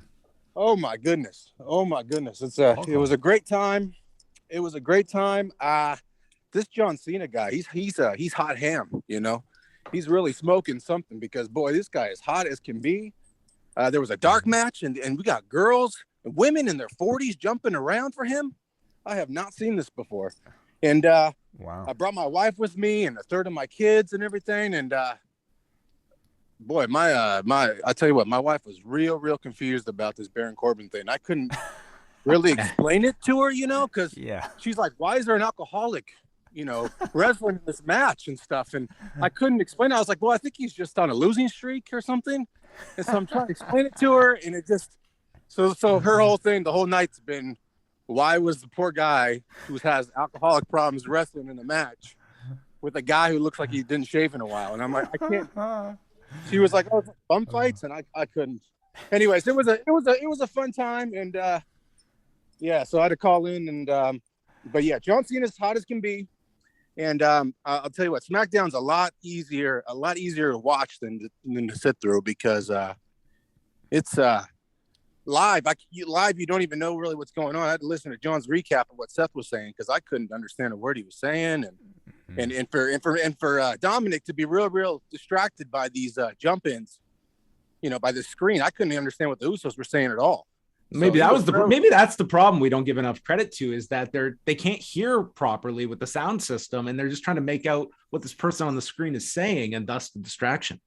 Yeah, I think so, because I was just like, what are they saying? I don't even know what they're saying. And Dominic looks like he knows what they're saying, like he's lip reading, and it was a great time. It was a great time, and hopefully it doesn't come very often that live events come around my area. So I had to make a little bit of a trip. Did they do any dark matches after the show? Yep. Oh yeah. They got the Usos and Roman versus Mysterios and John Cena. So that's what I meant. So that John Cena thing, he really kept it off real good. All them women, hot tagged to him. Dominic got beat up 35 minutes, felt like. And Cena went in there, F5'd them all, or whatever that thing's called. The FU one, that thing. And it was a great time. And like I said, my little boy, he loved it. Oh man, he loved John Cena. And I'll tell you what though, one other thing. My boy said to me, my boy's 3, and he said to me tonight, and he doesn't watch wrestling. Okay, well, first of all, his favorite wrestler is The Fiend, and I couldn't try to explain to him what happened to him. So he just kept telling me that The Fiend was sleeping. He's like, oh, the Fiend's sleeping. And I was like, yeah. But anyways, he told me tonight, he said, Daddy, John Cena is who I want to be when I grow up. Oh my goodness. Wow. And I have no idea I don't even know what that means. But I'm like, okay, so you want to wear a flat bill and some wristbands? We'll do it. It means he wants to be rich, and what a great goal to have. That is adorable. And like, Cena, I mean, if your kid's 3, like, he really, I don't know how much of Cena he would have seen prior to tonight. He none tonight. Okay. So I don't even know how he knew the guy's name. But Yeah. that's So all was he it was talking about. He didn't see him. No, couldn't see him. Yeah, wow. I mean, there's something about the way the guy looks. There's something about his presence. There's something about the way he speaks that I think immediately gravitates him towards children towards him. So Is he excited for SummerSlam? Is that like a big thing for him seeing this match? No, actually, he doesn't know anyone else. He knows John Cena and the Fiend that he just calls his favorite wrestler. But I think SmackDown's coming back around my area, like in the week after SummerSlam. So I might make the rare trip of doing 2 out of 3 weeks live with him. Okay. Just to see what happens. But you're gonna have to call back again, Colby. You're gonna have to give us another great live report here. I'm going to try my best. I'm trying to get my wife on next time. She really, and hopefully Baron Corbin gets the stuff together because she can't see him again. She felt so bad for him. Well, maybe it's got to turn around for him at some point. So that's great, Colby. It sounds like you had a great time there. Yeah. A lot of fun with the kids. So that's why I went. Awesome stuff. All right. Thank you very much, Colby. Much appreciated. Not just a great musician, but a great reviewer as well. Yeah. That was pretty comprehensive there. Gave us a great vibe of the live atmosphere. Let's go up next to Hansi. Hansi, are you there? Oh, did I drop Hansi? Oh no, no, I'm right here. Hey, Hansi, what's up? How's going on? What do you call it? I was gonna like harp on the Rampage, but but because you guys mentioned something in the review about like asking questions about the kayfabe rules, and because like I always kind of interpret it, I've been doing it since I was like a teenager. Unfortunately, because when the shoot era happened in the 90s, I was always trying to figure out in my own head how to interpret it. So with the John Cena and Roman Reigns stuff, whenever I feel that the guys break the fourth wall, in my interpretation at least, I look at WWE as a reality show sports entertainment where like the matches are real, but there's reality show elements. You can correlate to real life, like David Letterman and Jay Leno hate each other, but then the sports entertainment was they're in a Super Bowl ad with Oprah, and they're enemies and all that kind of stuff. So you're like, okay, well they're getting along for this. That's how I always interpreted WWE. Like the Baron Corbin stuff could be a sports entertainment storyline within the storyline. Like he might be like a little bit broke in real life, and they're like, do a sports entertainment storyline. You can make some extra dough in it. You know what I mean? It also justifies why you can also kill a guy and not go to jail. You have to do like the Jerry Springer type of shit, bring like a phony lawyer in and all that kind of stuff. So that's how I've always kind of interpreted the breaking the fourth wall. Like when Triple H said, CM Punk said, this is not CM Punk talking to Triple H. This is Phil Brooks talking in Paul Levesque. People are like, oh my God, what does that mean? It's like, well, no, it's like, because they're playing reality show characters. Dolph Ziggler's kayfabe name is Nick Namath. He's just a stage name, Dolph Ziggler. Okay, Hansi, I'm not trying to trample on you, but I'm trying to imagine you explaining this to Colby John's 3-year-old child, and that's where this or his wife becomes. Oh gosh, like to his wife either. Like I think this is where it's like wrestling should not be so complicated. Okay, it should not be so hard that it requires like a whole user's guide to break all of this down. I get what you're saying though, Hansi. No, I know. I think because it correlates with like I think like a lot of stuff that we see on the surface with like political figures and all that, like that's like sports entertainment to me as well, right? So like you can correlate this to real. If you ever wanted to explain this and turn it back into pro wrestling, like there's a way to explain it and go through the history of what WWE has kind of done. And like that's why I'm saying you need conspiracy art truth back again. Like he can like break it down, like he'll snap and he becomes like a conspiracy character. Like, you know what I mean? You can break, because WWE has enough stuff for you guys like to like really dissect in kayfabe, where you can kind of change the narrative of like Hulk Hogan was always the real bad guy in all these scenarios. You know what I mean? Just the way that they're like politicians. John Cena is trying to pander to he's trying to pander to the internet now by breaking the fourth wall, where he's insecure about it, in my personal opinion. But before I go, I just want to ask you guys, because again, you guys didn't go through the news. What are you guys' thoughts about the whole power struggle thing behind the scenes? You know what I mean? Like, you know, in my interpretation, will that become a sports entertainment storyline coming down? You know, I just want to know what your guys' thoughts are about the power struggle. Do you think it's like more exaggerated? And what do you think the fallout's going to be? And again, thank you guys for taking my call and entertaining my stupid interpretations, guys. Peace out. Thank you, Hansi. Right, thank you, Hansi. I mean, it's really hard to state what the fallout is going to be, I think people are definitely looking closer now at what NXT looks like 6 months from now, 12 months from now. Like there was, when they announced that they were moving to Tuesday nights, with that announcement came that they had been renewed, that they got a multi-year renewal on top of it. So, I mean, in theory, like the show is not going anywhere. And I think that's where people are going to be looking at either, 6 months from now, maybe NXT is a totally different product.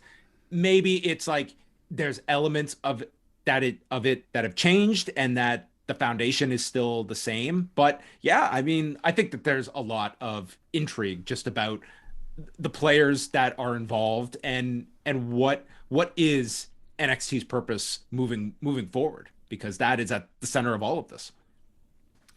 Let's go up next to Ben. Ben, welcome to the show. How are you doing? Hello, Ben. Good. How are you guys doing tonight? We're doing well. Doing very well. Excellent. Yeah, I really enjoyed I really enjoyed Rampage tonight. I thought the Miro squash was a ton of fun.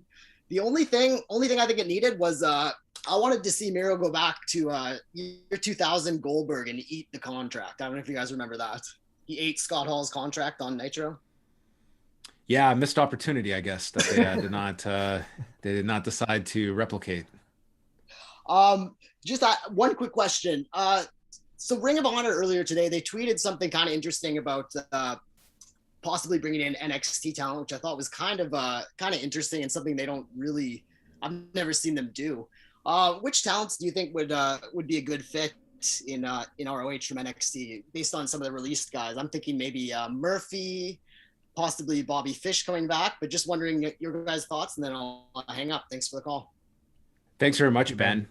I mean, God, there's such a long list. I mean, there's a lot of talent that could fit in there. Man, like a Jonah Rock Bronson Reed could fit in well there. I mean, I'm looking at ones that like who would you say would not fit? Like, I think with Ring of Honor, they've got a lot of, different styles that they present that I look at those cuts and I was like, man, it's a long list. They could go in many different directions. And I would say that's going to be the case for a lot of these companies, that there's no shortage of talent. It's just spots that are available, resources that are available to sign these guys.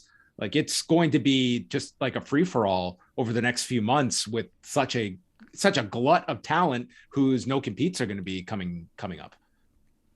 Yeah, I agree. I think almost anybody on that list maybe save some of the ones who haven't debuted yet, or some of the ones who are simply there because they're tall. Anybody who can wrestle, I think, could fit in Ring of Honor.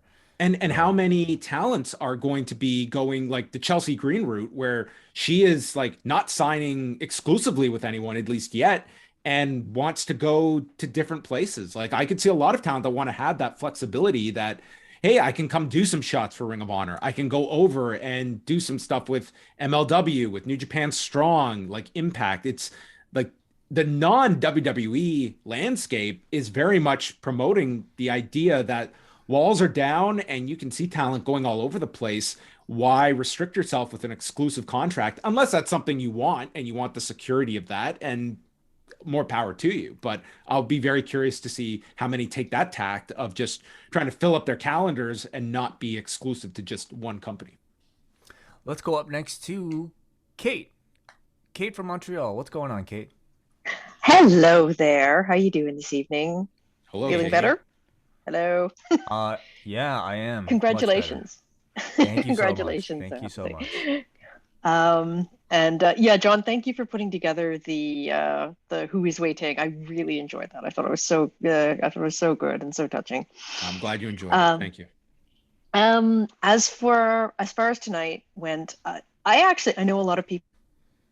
Just wanted to say the John Cena promo off the top of SmackDown, I was so impressed with that. Like, I don't know, I have very limited experience in front of a camera, but I don't know if people can appreciate how difficult that is to do, just to talk for that long, no breaks, and having to play off a live audience. Like, that is, I was just kind of in awe of the fact that he could go that smoothly for that long. I kind of like it when he does. The last time he fought with Roman, he went kind of meta in his promos, where he was sort of breaking the fourth wall a bit, and I really liked that. I'm not sure exactly where he was going with this, but I did sort of appreciate the nods to Punk and to Dean Ambrose, and I thought that had an element of risk to it, and it made him look like he really was just with there was no shackles on him whatsoever. Like, he doesn't need to think too much about what the company is how they're going to react. Yeah, he was certainly going for a work shoot pipe bomb type of vibe. You know, like it's I guess maybe his style of storytelling. He did something for the kids off the top, and then the rest of it was for the people who maybe the dick jokes are for the kids and the finances are for the adults. He covered all bases there. I will say this, like I maybe was more critical of it, but I will say that for a WWE promo segment like that, it was like a refreshing tone, that it felt much more of just a back and forth rather than your lines, my lines, and that awful kind of like WWE speak that, takes any kind of emotion out of a segment, which should be the desired outcome. And you certainly got that with this. I think that this struck a nerve with people, which is ultimately what you're going for. And I guess the rest of SmackDown, I think, was sort of, I thought he had some good matches. Glad to see Nakamura win. I was glad to see him really get treated like a big deal, which he hasn't been in years, including I don't know if he's held the IC title before, but he's held the US title. He's been a tag champion. He hasn't felt this important. I think this was his second time with the IC. Yeah. Clearly a memorable first run. Yeah. Well, I can't really I sort of recall him winning these other ones, but I don't remember anything about the reigns. I couldn't tell you who took them off him or who. And do you feel like this will be different, Kate? No, but I thought that at least they gave people the moment. Like with these other wins, they didn't even give him that. They felt inconsequential at the time. Like, I think he and Miro were tag champions at one point. His first IC title, he won on the Extreme Rules kickoff show in July of 2019. Held it for the rest of the year, losing it, get this, to Braun Strowman in the exact same arena as tonight in Tulsa, Oklahoma. I'm sure they planned that all out. I'm sure this is the exact same tie-in as Jamie Hayter losing to Britt Baker in Pittsburgh 2 years ago. I'm sure it was very similar. But there you go, folks. That was the memorable first title reign of Nakamura. Any thoughts on Rampage, Kate? I loved it. I thought it was an amazing debut. I know that, I'm sorry, I tuned in late, but so I don't know what you guys said off the top about it, but I know neither of you was too hot on the idea of Kenny losing his other titles before the AEW title. And as I thought about it this week, I actually came around to the idea that no, he should lose those titles first, so that you just get this idea that he's getting more and more desperate and more vicious in terms of how he's going to defend that, because it's sort of his last stand. So I actually think this is the right way to go. I know you're going to make a Baron Corbin comparison. Yeah. And already sense it. Kenny Omega is going to ask people to put their credit card for $1,000. He can't shave. He's got an even worse looking facial hair game. I don't know how much worse it could get. If I have to look at those mutton chops any longer, I'm gonna go down there and I'm gonna shave them myself. Yeah. Into the tonight, I think John and I were both of the mind that it's gonna be really tough to book Kenny in a losing position here before Page, but seeing the result, it had the opposite effect. I think it made the cage match more important, obviously.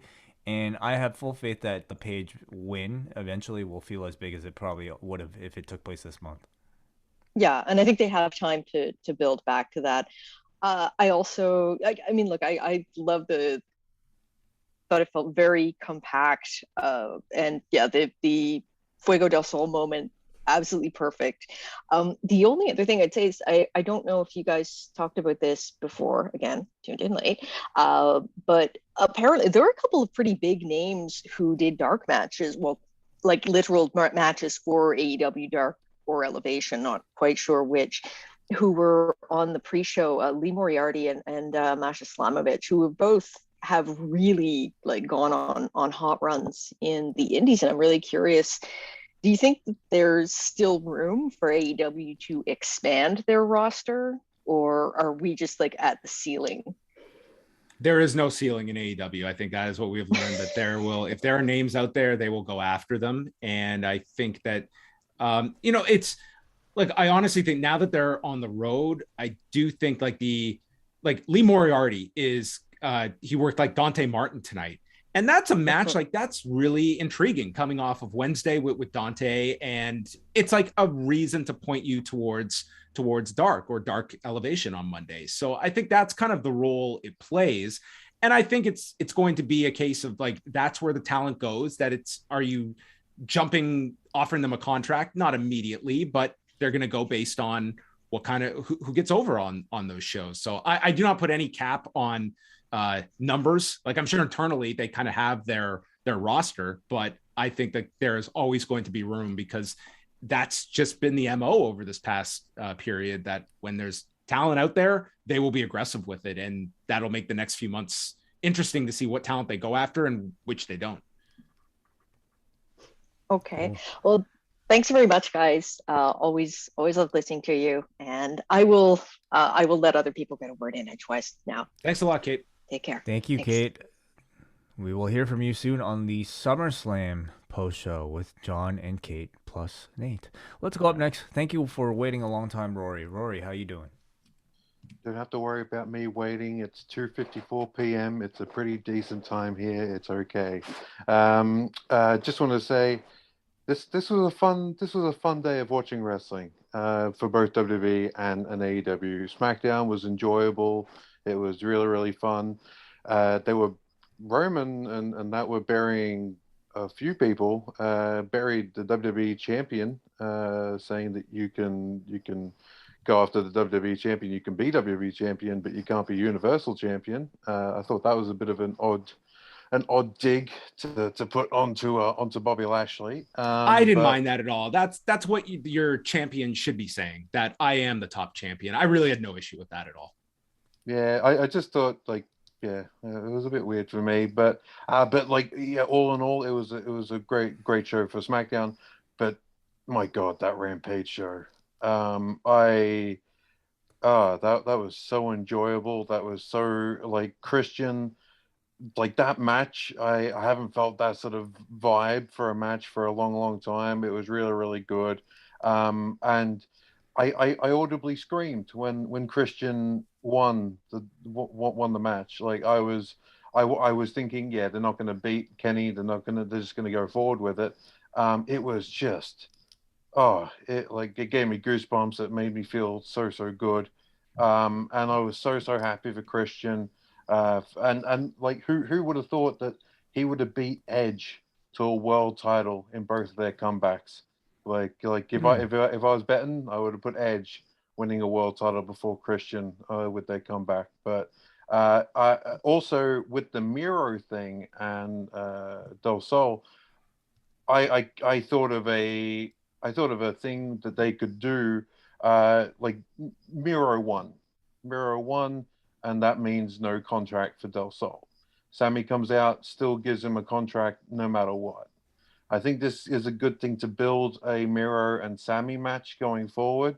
Sammy's going to have that big announcement next week. I think John Taylor in the chat also suggested this as well. To have Miro come out and interrupt that and be like, no. Why did he get a contract? Why did he get a contract at all? I destroyed him. I won. Why did you come out and why did you immediately just give him a contract? I'm going to destroy you now. And I can see that being a TNT title match at All Out. I can see that happening there, which has a good base in the story. But for me, another thing, too many commentators for my liking. Too many commentators, like 4 was too much. So too many people getting talking over each other, so to speak.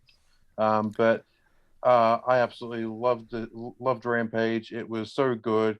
I thought, well, for me personally, when Britt said with a broken freaking wrist, I thought, come on, Kurt Angle's got to come out at the end and celebrate with Britt and put her over and do all that sort of thing. Because to say that in Pittsburgh of all places, and to build that up and have Kurt Angle not come out, I think, oh my God, that would have topped off the whole. What are you talking about? You got Jamie Hayter, Rory. Not Pittsburgh's own Jamie Hayter. Not comparable, to be honest. It's just a big. Nobody knew who she was. No, Nobody I understand. Rory, thank you very much for the call. We're gonna have to just put you on hold and get to some of our other calls. But thank you as always. Yeah, I mean, Angle would have been nice. It just, to me, I never expected it. No, huge pop, yes, but would have totally overshadowed Baker at the end. I mean, I didn't have any kind of and issue. like if you don't have any plans for a Kurt Angle in terms of storyline afterwards, like why introduce him, right? Anyway, let's go up next to Brian. Brian, what's going on? Good evening, guys. Hey, a lot of great calls to follow already, so better make it good. Better not screw up. No, I hope not. Yeah, I was going to ask about that ROH tweet earlier, but Ben got to it first. No problem on that end. But yeah, just. Well, who would you like to see, Brian? Who comes to mind for you? Mercedes Martinez for the women's division. Okay. Yeah. That was the first thing that I thought of, and then like the usual suspects: Bronson Reed, Leon Ruff, Anthony Henry, who is mainly searching all those tweets today, and Alex Zane and Artie Sterling. But yeah, SmackDown had some fun stuff tonight, I thought. But after watching Rampage, it definitely felt like SmackDown was a 2-hour show that felt like a 2-hour show. Rampage just felt like a really hot 1-hour show. And I'm not sure if you guys mentioned it, but the post-match promo that Christian did with Mark Henry in the back, and they're all drinking a little bit of the bubbly. Orange Cassidy just standing there in the background. I don't think they even acknowledged him. No. Where does that lead, or where do you think that could lead? Him on I mean, when I brought it up, like I don't think it was a mistake that it was or an accident that he was there. Yeah. So yeah, I mean, I don't know how much like you play on that in the future, but like it was just a little seed that they planted there for something. Also a quick question. I'm not putting you on the spot on it for anything, but just asking. With all this stuff happening these next couple of weekends, this Sunday is the debut of Heels, the Stephen Amell wrestling drama show. Are you even capable of watching it in Canada? That's a good question. We get Stars, I think. I actually don't even know if I have it on my cable package. I to be honest, I don't know. Okay. There will be a way to watch it, I'm sure, somehow for people who are curious. But legally I'm sure, in Canada, I'm really not sure. I think it's on. Jake. I think it's available through Crave, but you need. I think there's like a Stars add-on you can get, which, yeah, it's probably not widely available, but I think it would end up there. Yeah. Okay. So TBA, if we will see it. I don't know if I will be seeing it or not in the. John Cena and B Detroit are going to do a review on. I don't know if I'm even supposed to announce it, but sorry, Cena, I've just made the announcement for you. But they're going to be doing a weekly review on the Up Next feed. It sounds like so. There you go. Yeah, you'll at least get some of us reviewing the show. Yeah, and I will say that Rampage has me excited for the future, especially next week's show. Unfortunately, I won't be able to see next week's show live as it airs because I'll be attending Ring of Honor that night. But cool. Yeah. Cool. All right. Well, enjoy, Brian. Thank you very much for the call. Thank you, guys. Thanks, Brian. Final call of the night. We go to New Jersey and Brandon. Brandon, what do you think of the wrestling tonight? Hello? You have a very crystal clear connection tonight. Oh, what's going on, guys? How are you? Good. Going well. I didn't watch the wrestling tonight. I didn't expect big night speech. Yeah. Talk about whatever you want. How did Ray Cooper III look? I didn't watch that either. No? You don't have an update on John Salter tonight with Gegard? No, You just wanted to talk. That's what he called. listen. Did you watch the Field of Dreams game last night? Kevin Costner in attendance. It's been a long work week, so I mean, I watched my eyelids all week. But I just have a couple questions. Just be honest. Just be honest. You called in with nothing to say. You just wanted to catch up with two of your friends, didn't you? I mean, yeah, it's been a long time since I heard from both of you at the same time. I mean, it's just great to hear your dynamic voices. Dynamic. Yeah, Thank you. You've given, I mean, you've given my work week tremendous vibes when I hear your true energy on the pod. And I just wanted to say hello and say thank you and much respect. I mean, it's late. I know you guys got to go to bed and whatnot. I mean, I don't want to belabor you with my nonsense. Yeah, it's only 1 a.m. Who needs sleep? What did you think of Braden's? What did you think of Braden's promo for his SummerSlam title defense? Did you see this? Yeah, it's very NFSA, right? NFSA. Did you say NFSA? Yeah, is that the term for curse words? NFSA. Sure. Not the National Fire Sprinkler Association is what came up when I searched for NFSA, dude. I've never heard that in my life. Maybe you meant the National Food Security Act of 2013 that was passed. Wait, there's a term for NSFW, not suitable for work. You're not suitable for this hour of the day to be calling into shows. Man, you're NSFA, dude. Because you're just sprinkling us with misinformation. Maybe you want to call them up 443. I won't give out the full number. The National Fire Sprinkler Association will be hosing me with complaints if I send everyone to nfsa.org. Yeah, I thought it was. I think it's a great promo for. I thought it was completely out of character because Canadians don't have potty mouths like that. No, Braden does. Braden absolutely does. He's got a dark side to him. Man, how about John starting the day off talking to Ariel Helwani and then speaking to the complete other end of the MMA spectrum, Brandon from New Jersey. That's right, man. John, tremendous interview. Props to you, man. I didn't know Ariel was going to talk about his the Luke Thomas. Did you watch the whole thing? I did. The entire thing? Or did you skip? No, come on, John. Come on. I would never do that to you. Come on. I thought it was great. I can't wait for the MMA Hour to return. Yeah, you definitely were in your bag with that interview. So it was tremendous. Well, thank you, Brandon. I'm so glad that you seeked out this interview. You watched the entire thing from start to finish. I don't know if you caught it. It got a little NSFA in the middle from Aaron. It was very NFSA at one moment when he said Ariel. Fuck. It was shocking. Yeah, I mean, it was jarring. It was very jarring. He dropped the F-bomb. Yeah. Brandon, Ariel had a potty mouth too. Brandon and Ariel, man, dude, us Canadians, okay?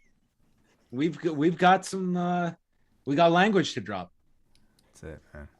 I do have one question real quick and I'll get out of here. You said Fuego though, so he got signed finally. Yeah. I thought that's the question. No, you correct. Yes. You compared it to Stephen Bonner. Oh yes. But I was wondering where was his muscle at behind him? Justin McCulley in the mask. Well, come on, this is a long-term build, of course. Has there ever been an answer to that? Why did he try to introduce Justin McCulley?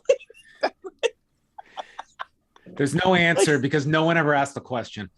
Like he was Rick Rude, like he was the mask of the Halloween Phantom.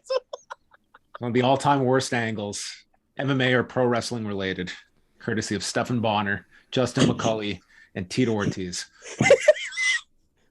Who's fighting? Good night, Brandon. Good night. Good night. I love you guys. Oh, he's always got to be the last caller of the night. No one can follow him. That's like, It's a rule. Okay, how many of these do you want to go try to get through, John? Oh, we have more here. Let's go. Okay, we go to Mark, who says, I only watched Rampage tonight. What a hot crowd, and what a fun, fast-paced hour it turned out to be. Christian Omega was much better than expected, and the hot crowd elevated it even further. The finish wasn't clean and left room for more story, and won't change how loud people react to Omega eventually losing the Page down the road. An energetic hour that flew by. Okay, of course, I get the rap.